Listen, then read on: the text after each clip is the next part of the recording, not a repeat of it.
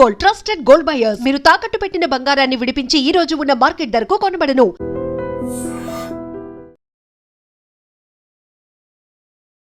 Ladies and gentlemen, welcome to iDream media. నేను Priyadarshan. So బేసిక్గా common పీపుల్లో ఉండే కామన్ డౌట్ ఒకటి నేను చెప్తున్నాను అనమాట. ప్రతి ఒక్క సామాన్యుడికి అవసరమైన సబ్జెక్ట్ ఇది. ఏంటంటే ప్రతి ఒక్కరూ ఇల్లు కొనాలా స్థలం కొనాలా అని ఆలోచిస్తూ ఉంటారు. అంటే చాలామంది గొప్పగా చెప్పుకుంటారు, మాకు 2 ఇల్లులు ఉన్నాయి, 3 ఇల్లులు ఉన్నాయి, నాకు 2 స్థలాలు ఉన్నాయి, 3 స్థలాలు ఉన్నాయని ప్రత్యేకంగా చెప్పుకోరు. సో ఏది బెటర్ ఇన్వెస్ట్మెంట్ అని చెప్పి చాలామందికి డౌట్ ఉంది. సో దాని గురించి క్లియర్గా తెలుసుకుందాం. నాతో పాటు రియల్ ఎస్టేట్ ఎక్స్పర్ట్ శ్రీకాంత్ బాబు ఉన్నారు, మాట్లాడదాం. Hi sir. హాయ్ అండి. సో బాగున్నారు sir? Fine. Okay. So first of all, ఈ ఫ్యూచర్ సిటీ అనగానే ఆ పదం కూడా ఎగ్జైట్ చేసింది. సో ఏంటి అసలు నిజంగా దాని విజన్ ఏంటి? దానికి నిజంగా అంత స్కోప్ ఉందా, లేదంటే ఇది ఏమన్నా పొలిటికల్గా ఏమంటారా? ఒకటండి, ల్యాండ్ బ్యాంక్ ఆల్రెడీ ఎక్వైర్ చేస్తుంది అక్కడ. ఇంతకుముందు ఫార్మాసిటీ కోసమని అప్పుడు కేసీఆర్ గారు ఉన్నప్పుడే ఒక 19,333 ఎకరాలు, ఒక 4 మండలాలకు సంబంధించిన భూమి అంతా వాళ్ళు ఎక్విజిషన్ చేసి వాళ్ళకి నష్టపరిహారాలు కానివ్వండి, కొంతమందికి అక్కడ చిన్న పక్కన వచ్చిన టౌన్షిప్ డెవలప్ చేసి ఇళ్ళు పోయిన వాళ్ళకి కొంత ఇళ్ళ కింద 200 గజాలు 300 గజాలు ల్యాండ్స్ ఇవ్వటం, ఇవన్నీ కూడా జరిగిపోయినాయి. ల్యాండ్ ఆల్రెడీ ఎక్వైర్ అయ్యి ఉంది. అయితే ఇప్పుడు రేవంత్ రెడ్డి వచ్చి, మన రీసెంట్ ఎలక్షన్లో గవర్నమెంట్ మారి రేవంత్ రెడ్డి గారు ఎప్పుడైతే వచ్చారో, ఆయన వచ్చిన తర్వాత ఏం జరిగిందంటే, ఎయిర్పోర్ట్కి నియరెస్ట్ 15 కిలోమీటర్ల పరిధిలోనే ఉంటుంది ఈ కన్సర్న్ ల్యాండ్ ఏదైతే.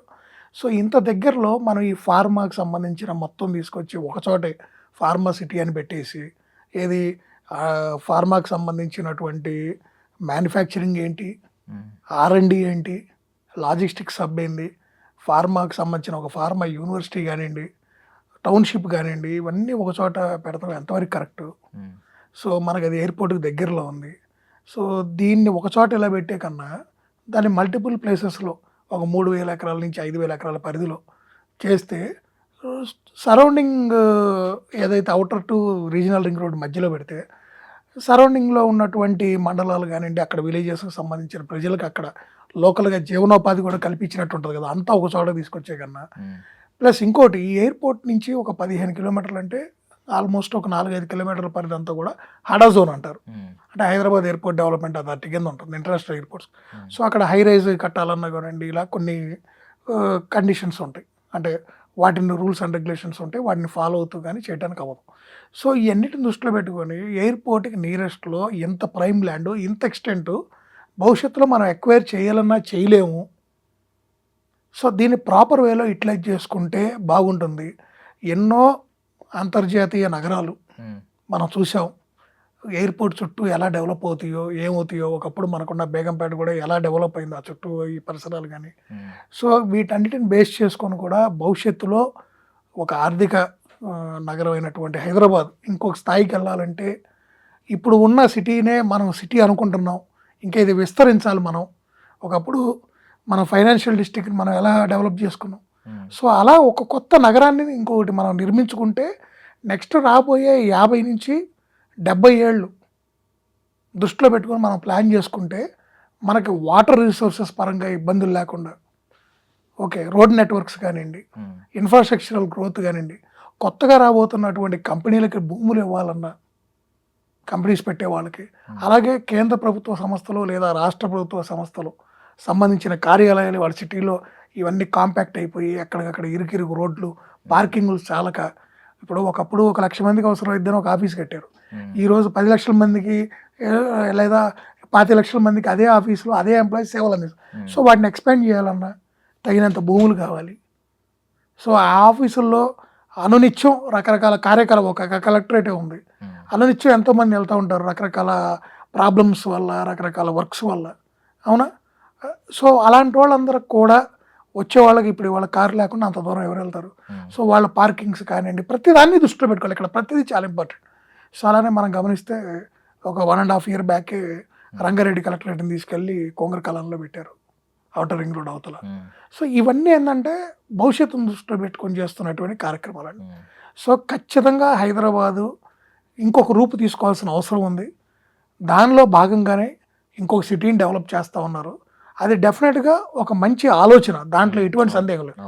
కాకపోతే వీళ్ళు దానికి ఒక ప్రాపర్ ప్లాన్ ఏదైతే ఇప్పుడు డిజైన్ చేసుకున్నారో దానికి కట్టుబడి ఉండి ఆ ప్లాన్కు తగ్గట్టే వీళ్ళు ఇప్పుడు తీసుకురాబోతున్న కొత్త ఇన్వెస్ట్మెంట్స్ మన దావోస్ వెళ్ళారు, కొన్ని కంపెనీలతో ఎంఓఏ జరిగింది, ఇంకా కొన్ని కొత్తగా రాబోతున్నాయి.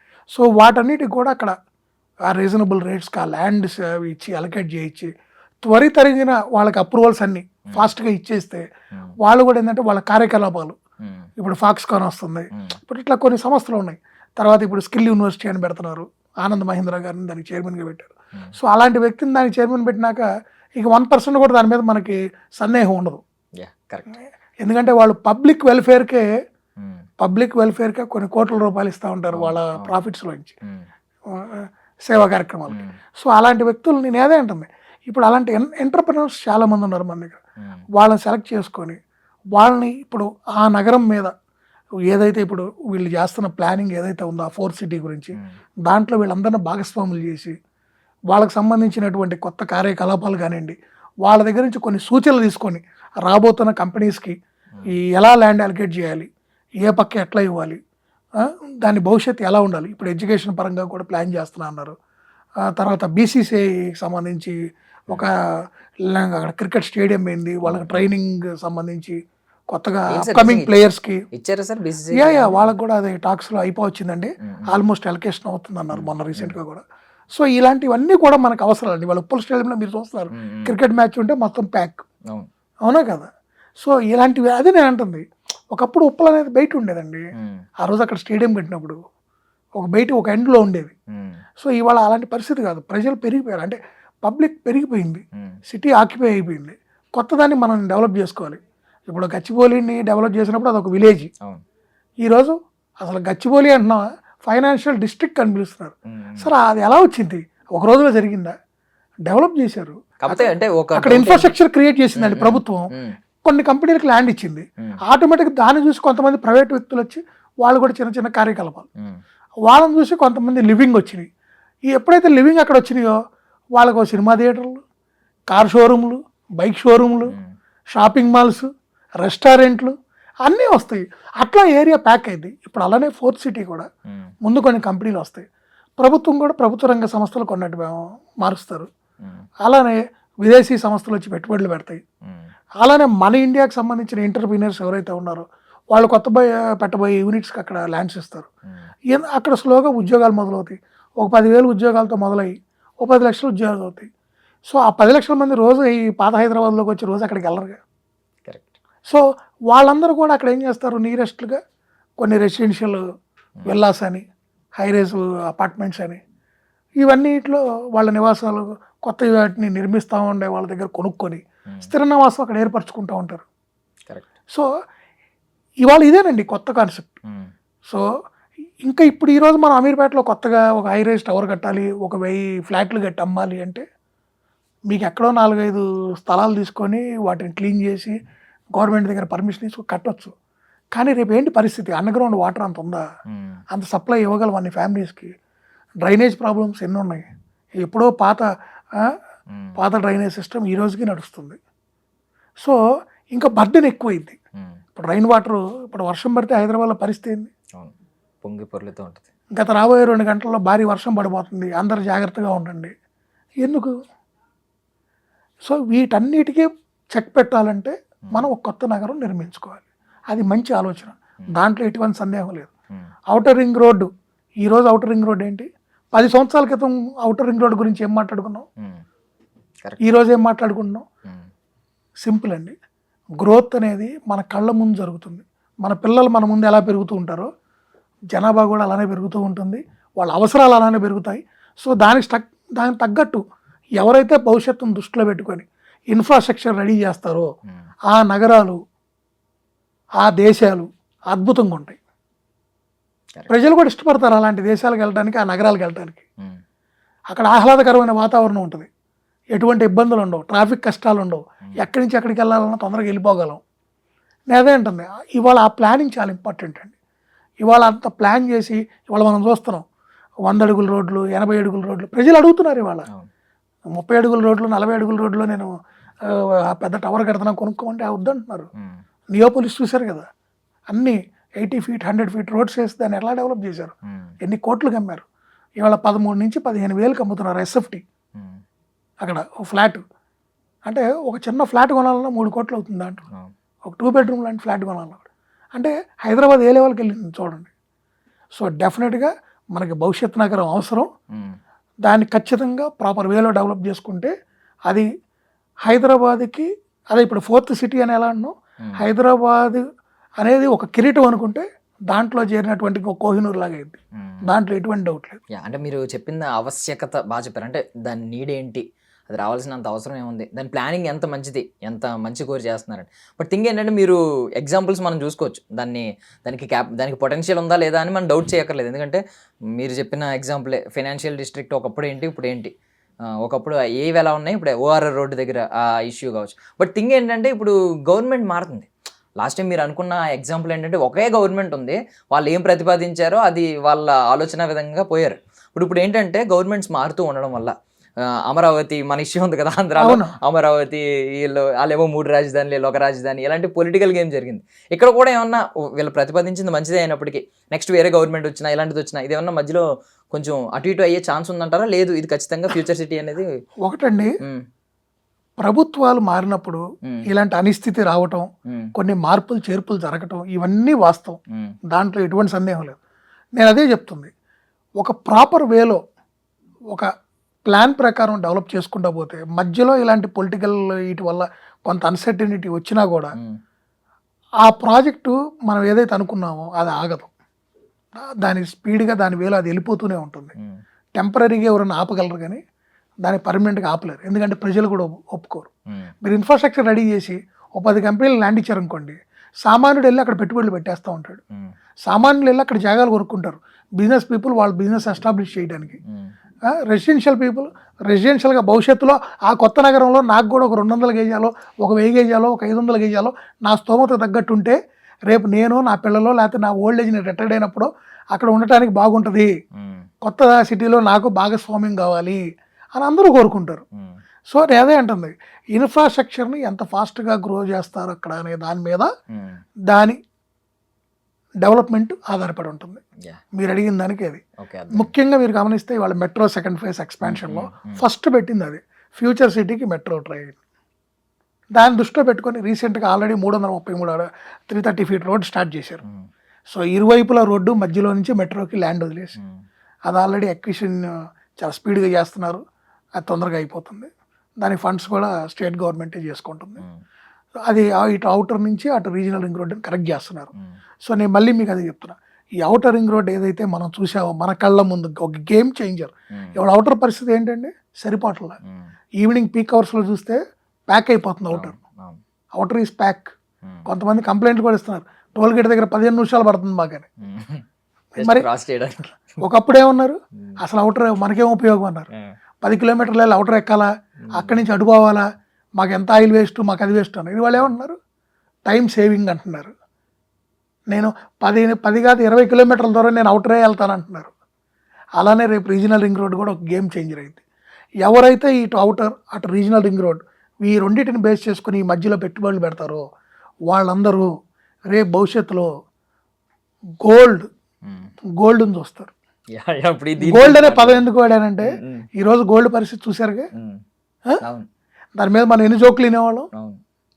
మనం కారు కొన్నా దాని వాల్యూ తగ్గిద్ది, బైక్ కొన్నా దాని వాల్యూ తగ్గిద్ది, బట్టలు కొన్నా వాటికి వాల్యూ పోయిద్ది. కానీ గోల్డ్ వాల్యూ పెరిగిద్ది కానీ తగ్గదు. ఆడవాళ్ళు గోల్డ్ కొనమని ఇంట్లో గొడవ చేస్తే కొనండి అని మన పెద్దలు ఎలా చెప్పేవాళ్ళు. భూములు కూడా గుర్తుందా మీకు? పెద్దలు ఏం చేసేవాళ్ళు, పంటలు పండించి వచ్చిన డబ్బులతో ఏదో ఒకటి భూమి కొనేసేవాళ్ళు. 10 ఎకరాలు ఉన్న రైతు ఇంకొక ఎకరం కొనేవాడు, అరెకరం ఏది ఉంటే అది కొనేవాళ్ళు. ఆ రోజుల్లో భూమిని నమ్ముకో అని చెప్పేవాళ్ళు. భూమిని నమ్ముకున్నాడు ఎవడు చెడిపోడు అని చెప్పేవాళ్ళు. ఇవాళ అది నిజమేగా. ఆ రోజు 100లు ఉన్నాయి, తర్వాత 1000కి వెళ్ళినాయి, 10,000కి వెళ్ళినాయి, లక్షలకు వచ్చినాయి, కోట్లకు వచ్చినాయి, సున్నాలు పెరుగుతున్నాయి. అదే భూమి. ఆ రోజు ఊర్లు మండలాలు అయినాయి, విలేజెస్ మండలాలు అయినాయి, మండలాలు మున్సిపాలిటీలు అయినాయి, జిల్లాలు అయినాయి. ఇవాళ సిటీల్లో కలిసిపోతున్నాయి. నేను అదే అంటుందండి, మనం ఏదైతే ఫ్యూచర్ని దృష్టిలో పెట్టుకొని మనం ఇన్వెస్ట్మెంట్స్ ఎవరైతే చేస్తున్నారో అలానే ప్రభుత్వం కూడా ఫ్యూచర్ని దృష్టిలో పెట్టుకొని భవిష్యత్తులో ఈరోజు మన సిటీలో మన జనాభా ఎంత, 5 ఏళ్ల క్రితం ఎంత ఉంది, 10 ఏళ్ల క్రితం ఎంత ఉంది, ఈ స్టాటిస్టిక్స్ తీసుకొని దీన్ని బేస్ చేసుకొని నెక్స్ట్ 5 ఏళ్ళు 10 ఏళ్ళు 15 ఏళ్ళు 20 ఏళ్ళు ఎంత జనాభా పెరగచ్చు, వీళ్ళ అవసరాలు ఎన్ని ఉంటాయి, వీటిని దృష్టిలో పెట్టుకొని ఇన్ఫ్రాస్ట్రక్చర్ రెడీ చేసుకోవాలి. అప్పుడు ఆ సిటీ అద్భుతంగా ఉంటుంది. అప్పుడు ఆ సిటీని ఎవరు, ఎలాంటి రాజకీయ నాయకుడైనా, ఎలాంటి వ్యక్తులు వచ్చినా రాకపోయినా ఆ సిటీ అద్భుతంగా అలా ఇంకొక 100 ఏళ్ళు కాదు 1000 ఏళ్ళు కూడా నెంబర్ 1 పొజిషన్లోనే ఉంటుంది. ప్రజలు ఎక్కడెక్కడి నుంచి ఇప్పుడు వాళ్ళ నార్త్ సైడ్ నుంచి వచ్చిన ప్రజలు కూడా హైదరాబాద్లో బేభత్సంగా ఇన్వెస్ట్ చేస్తున్నారు. ఎందుకు? మాకు అక్కడ కాస్ట్లీ, ప్లస్ మీ అంత అద్భుతంగా లేవు మాకు రోడ్లు కానీ, అంత స్పేషియస్గా కానీ, అంత గ్రీనరీ కానీ, వాటర్ కానీ, క్లైమేట్ కానీ ఏది చూసినా మీదే బాగుంది అని వాళ్ళు, సెక్యూరిటీ కూడా ఇక్కడ బాగుంది అన్ని విధాలా అని చెప్పి వాళ్ళు ఇక్కడ ఇన్వెస్ట్ చేయడానికి ఇష్టపడి కొనుక్కుంటున్నారు. ఇవాళ హైరైజ్ అపార్ట్మెంట్స్లో ప్రతి హైరైజ్ దాంట్లో 40 to 50% ప్లాట్స్ వాళ్ళే. ఫ్లాట్స్ అయినా ప్లాట్లు అయినా ఎక్కువ ఉంటుంది వాళ్ళే ఇవాళ. మరి అది ఈ గ్రోత్ ఎలా వచ్చింది? ఇన్ఫ్రాస్ట్రక్చర్ ఇవన్నీ ప్రాపర్గా డెవలప్ అయితేనే. సో ఫ్యూచర్ సిటీ కూడా అంతేనండి, టైం పట్టిద్ది. ఇప్పుడు దానికి ఒక బీజం వేశారు, ఏదో ఇత్తనం నాటారు. సో దాన్ని జాగ్రత్తగా వాటర్ పోసి ఒక మొక్కలాగా తీసుకొచ్చి దాన్ని ఒక చెట్టుని చేయాలి. సో డెఫినెట్గా దీంట్లో మనందరం కూడా భాగస్వాములు అవ్వాలి. ప్రతి ఒక్కళ్ళు కూడా భాగస్వాములు అవ్వాలి. ఎంటర్‌ప్రెన్యూర్స్ పెద్ద పెద్ద టాటాలు, బిర్లాలు, పెద్ద పెద్దోళ్ళు వాళ్ళందరూ కూడా కొంత మన సిటీ అని వాళ్ళు కూడా భావించి కొత్త ఇన్వెస్ట్మెంట్స్ పెట్టి వాళ్ళ ఐడియాస్ కూడా ప్రభుత్వానికి ఇవ్వటం. ప్రభుత్వానికి వాళ్ళు ఇవ్వటమే కాదు, ప్రభుత్వం కూడా వాళ్ళ దగ్గర ఐడియాస్ తీసుకోవాలి. అప్పుడే అది ఇంకొక మహానగరం కింద తయారైంది. సో ఇప్పుడు మీరు అన్నది మెయిన్ ఏంటంటే భూమిని అమ్ముకో, ఇది ఎప్పటి నుంచో ఉన్నది, భూమిని నమ్ముకో భవిష్యత్తు ఖచ్చితంగా బాగుంటుందని. థింగ్ ఏంటంటే మీరు గోల్డ్లో పెట్టిన దానికంటే భూమి ఎక్కువ ఇన్కమ్ ఇస్తుంది, అంటే 5 times 10 times some times. But ఏంటంటే కొన్ని ఏరియాస్లో దాని గ్రోత్ ఎంతవరకు లిమిటేషన్ ఉంది అనేది ముందే తెలిసిపోద్ది. అంటే స్పాన్ కూడా తెలుస్తుంది, ఇది 3 yearsలో ఎంత పెరుగుతుంది అని చెప్పి. ఈ రెండు బేస్ చేసుకుని ఎన్ఆర్ఐస్ ఏం చేస్తూ ఉంటారంటే వాళ్ళ డబ్బుని ఏం చేయాలి అని చెప్పి ఎక్కువగా ఈ మధ్య హైదరాబాద్లో ఎక్కువగా ఫోకస్ చేస్తున్నారు. సో ఇప్పుడు కొన్ని ఏరియాస్ ఉన్నాయండి మీరు అన్నట్టు, ఫైనాన్షియల్ డిస్ట్రిక్ట్ కావచ్చు, ఈ పక్కన ఇంకా కొత్తగా వచ్చినాయి కదా, ఈ ఏరియాస్తో కంపేర్ చేసుకుంటే ఇప్పుడు మన ఫ్యూచర్ సిటీ దగ్గర ల్యాండ్స్ బాగా ఎక్కువ టైమ్స్ పెరిగే ఛాన్స్ ఉందంటారా? డెఫినెట్గా. ఇప్పుడు గచ్చిబౌలిలో ఒక్కరోజు పెరగల, ఒక్కరోజు 2 లక్షల వాళ్ళ గచ్చిబౌలిలో గేజం. ఫస్ట్ ఎంత ఉందండి అక్కడ? 3,000 4,000 ఉంది. తర్వాత అలా 7,000 8,000 10,000 అయింది. ఆ తర్వాత 15,000 20,000 అయింది, 50,000కి వచ్చింది, మెల్లిగా 70,000 లక్షకి వెళ్ళిపోయింది. అలా ఓవర్ ద స్పాన్ ఆఫ్ ఒక 7 to 10 yearsలో ఎక్కడికి వెళ్ళిపోయింది? 10 years బ్యాక్ ఎంత ఉంది, 7 years బ్యాక్ ఎంత ఉంది, 5 years బ్యాక్ ఎంత ఉంది, 3 years బ్యాక్ ఎంత ఉంది, 2 years బ్యాక్ ఎంత ఉంది, ఇవాళ ఎంత ఉంది? మీరు అలా క్యాలిక్యులేట్ చేసుకోవాలి. ఇంకొకటి, మీరు ఇందాక ఒక ప్రశ్న అడిగారు, భూమి ఎటుపక్క పెరిగిద్ది ఎటుపక్క పెరగదు, ఎటు ఎక్కువ పెరగచ్చు, ఈ క్యాలిక్యులేషన్ చేసుకుంటూ ఉంటున్నారు కదా. నేనైతే అందరికి ఒకటే ఫండమెంటల్ చెప్తాను, భూమి పెరగకుండా అంటూ ఎక్కడా ఉండదు. భూమి అనేది పెరగకుండా ఎక్కడా ఉండదు. కొన్ని ఏరియాల్లో 10 times పెరిగిద్ది, కొన్ని ఏరియాల్లో 5 times పెరిగిద్ది, కొన్ని ఏరియాల్లో 3 times పెరిగిద్ది, కొన్ని ఏరియాల్లో మనం ఇన్వెస్ట్ చేసింది డబల్ అయింది, ఎంతో కొంత పెరిగిద్ది. ఇప్పుడు అక్కడ మనం ఏదైతే వస్తున్నాయి, ఏదైతే డెవలప్మెంట్ వస్తుంది, ఏమైతే ఉద్యోగాలు రాబోతున్నాయి, కంపెనీలు రాబోతున్నాయి, లేకపోతే అవుటర్ రింగ్ రోడ్లు, లేకపోతే రీజనల్ రింగ్ రోడ్లు, మనం ఏవైతే ఈ ప్లాన్ ఇది ఇక్కడ ఈ జరగబోతున్నాయి అని మనం అనుకొని కొంటామో, అవి ఒక్కోసారి డిలే అవ్వటం వల్ల, మార్పులు జరగటం వల్ల రకరకాల సందర్భాల్లో ఏమవుతుంది, అవి కొంచెం అటు ఇటు మారుతాయి మన క్యాలిక్యులేషన్స్. అంతే తప్పితే మనం పెట్టిన డబ్బు అయితే ఎక్కడికి పోదండి, పెరిగిద్ది. కానీ తగ్గటం అయితే రియల్ ఎస్టేట్ రంగంలో ఎప్పుడు జరగదు, కొంత టైం పడుతుంది. ఏదైనా గ్యాప్ వచ్చినా, మార్కెట్ ఎప్పుడైనా బాగలేనప్పుడు ఏమవుతుందంటే ఒక 1-2 years స్లో అయింది. ఆ తర్వాత దాని విలువ మళ్ళీ అమాంతం పెరుగుతుంది కాబట్టి పడదండి. ఇప్పుడు 2 రాష్ట్రాలు విడిపోయినాయి, ఆంధ్ర రాష్ట్రంగా తెలంగాణగా విడిపోయింది, ఉమ్మడి ఆంధ్రప్రదేశ్. ఇంకా అసలు అయిపోయింది అన్నారు. ఆంధ్ర వాళ్ళందరూ వెళ్ళిపోతారు, ఇక్కడ ఎవరు ఉంటారు, హైదరాబాద్ ఈ మెట్రో రైలు ఎవరు ఎక్కుతారు, ఇవన్నీ సాధ్యమేనా? ఈ అపార్ట్మెంట్లు ఎవరు ఉంటారు, ఈ అవుటర్ రింగ్ రోడ్డు మీద ఎవరు తిరుగుతారు అన్నారు. ఏంటి మరి ఏమైంది ఇవాళ? అంతకన్నా విపత్తు చూస్తాం మనం. సో ఇవన్నీ ఏంటంటే కామన్ అండి. ఇవన్నీ ఏంటంటే మనం పెట్టుబడి పెట్టాలని 4 అడుగులు ముందుకేస్తున్నప్పుడు వెనక్కి లాగటానికి 2-3 పాయింట్స్ ఉంటాయి కదా, అలాంటివి ఇవి. సో వీటినన్నిటిని మనం పక్కన పెట్టి భవిష్యత్తును దృష్టిలో పెట్టుకొని ఇన్వెస్ట్మెంట్, ఫ్యూచర్ ఇన్వెస్ట్మెంట్ అని ఏదైతే మనం అనుకుంటున్నామో దాన్ని తీసుకెళ్ళి ఫ్యూచర్ సిటీలో పెట్టుకోండి.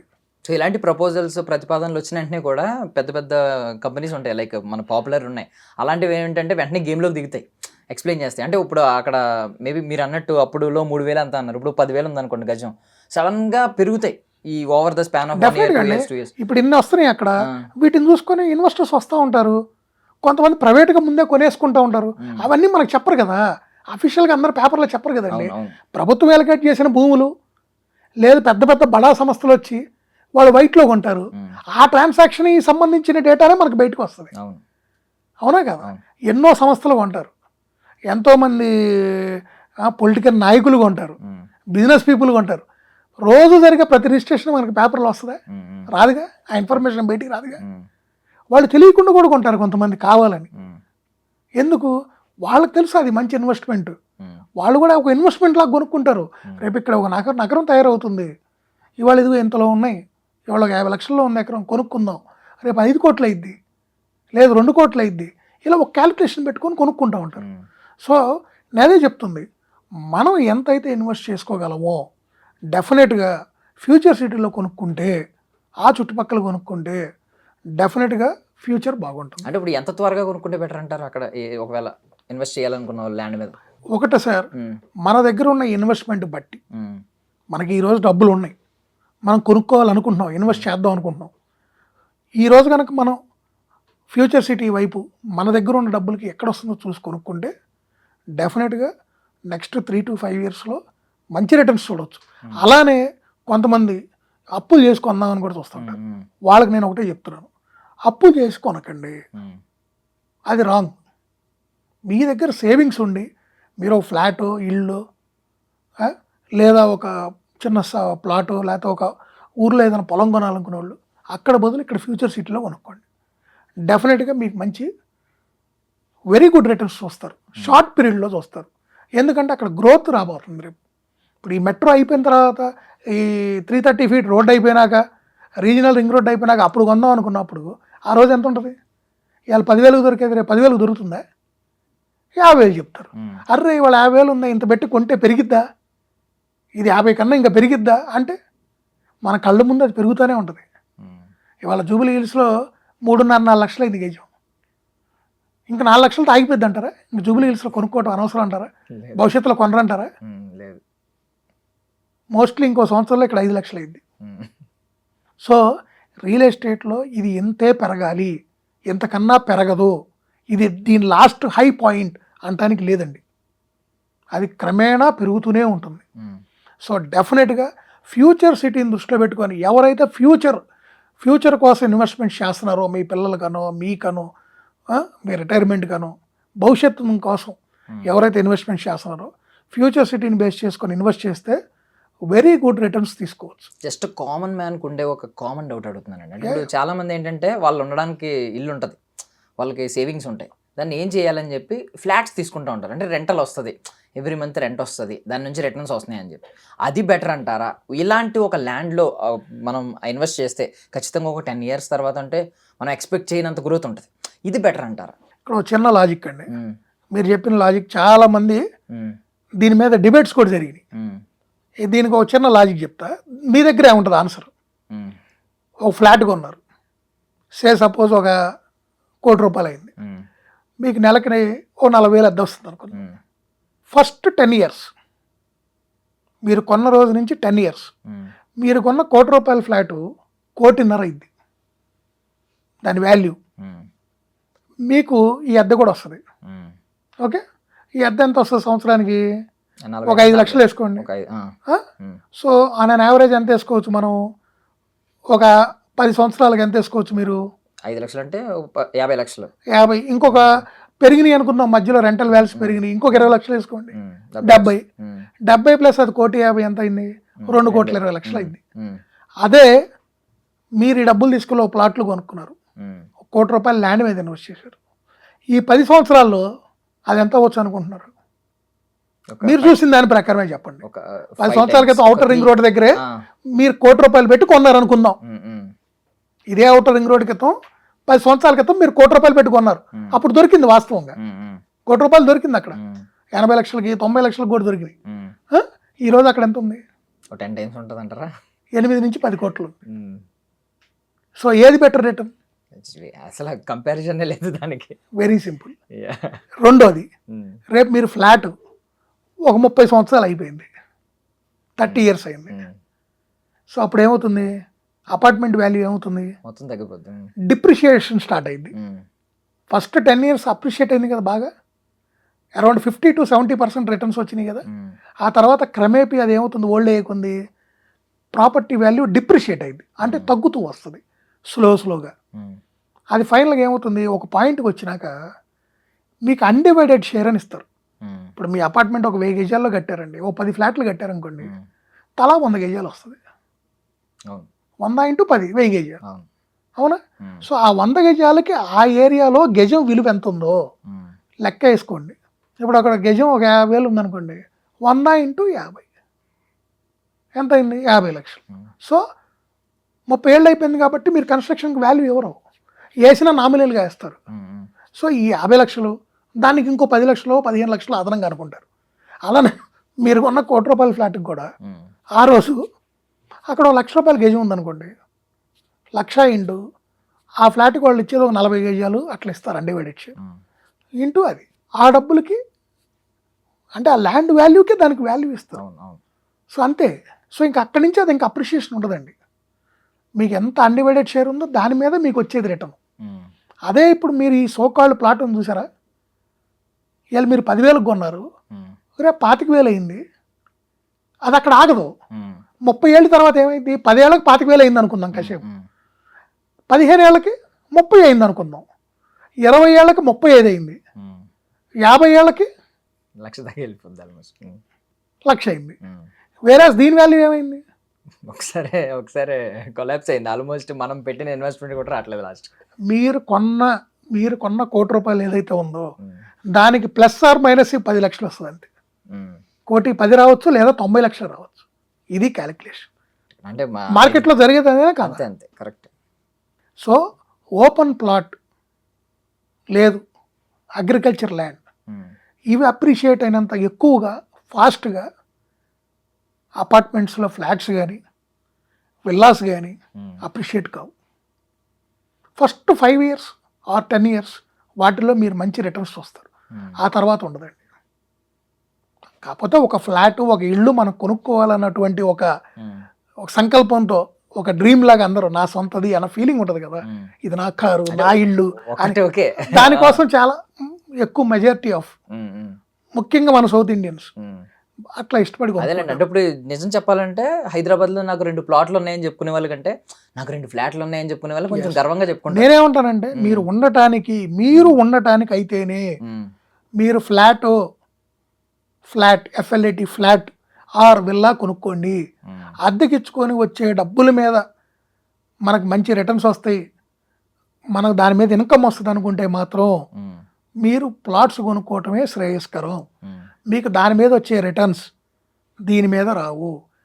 దీని మీద వచ్చే రిటర్న్స్ అనేది ఒక ఇన్స్టెంట్ కాఫీ లాగా ఇన్స్టెంట్ కనపడతాయి అంతే. ఆ 40,000 ఆ 30,000 ఆ వచ్చే రెంట్లు లాంగ్ టర్మ్లో చూసుకుంటే దాని మీద వచ్చే రిటర్న్స్ దీని మీద వస్తున్న రిటర్న్స్ అన్మ్యాచబుల్, కంపారిజన్ చేసుకోలేం, పొంతన ఉండదు. సో ల్యాండ్ అది ప్లాట్ అయినా మీకు ఒక అగ్రికల్చర్ ల్యాండ్ అయినా అది ఇచ్చే రిటర్న్స్ మాత్రం డిఫరెంట్గా ఉంటుంది, హై రిటర్న్స్ ఉంటాయండి. Thank you so much sir. Thank you so much for your valuable time.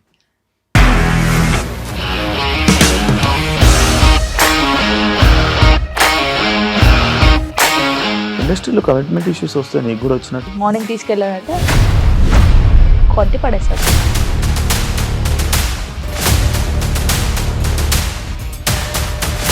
ఒక్కళ్ళు కూడా చూడలేదు ఈ సినిమా అని చెప్పడానికి కూడా చాలా ధైర్యం కావాలి. అది నిజం కదా, దాంట్లో ధైర్యం ఏంటి? ఇది నెక్స్ట్ డే ప్లేట్ మార్చేస్తే తప్పు కదా. As of now we are comfortable this అని నేను అనుకుంటున్నాను. రష్మిక గారిది మీది ఒకే ఊరు అంట కదా?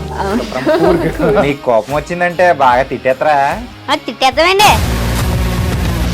నిజంగా గేమ్ ని ఎలా చేంజ్ చేయగలిగారు? APSFC వాళ్ళకి 6 నెలల్లో నేను 6 లక్షలు కట్టా. బిజినెస్ చేయాలనుకుంటే it is as difficult as riding a tiger.